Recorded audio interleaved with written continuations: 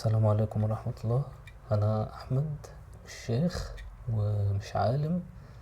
إنسان بسيط مسلم بحاول إن أنا أقرب من ربنا.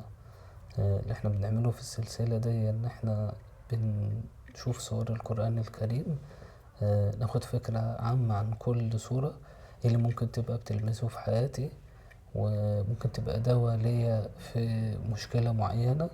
فالنهاردة هنتكلم بإذن الله عن سورة الفاتحة. فدي ممكن تبقى دواء فعال جدا ومفيد ليا في بداية أي طريق أنا رايح عليه.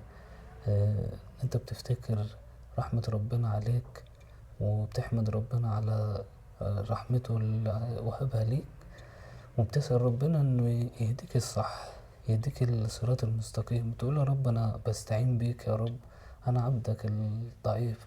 فتبقى حاضرة في ذهني وذهنك المعاني دي في أي طريق آه، بادئين فيه. بنسأل ربنا الهداية. فصورة عظيمة جدا متكررة المعاني دي، يمكن 17 ركعة في اليوم بنقرا فيها سورة الفاتحة عشان تبقى حاضرة في ذهننا المعاني دي.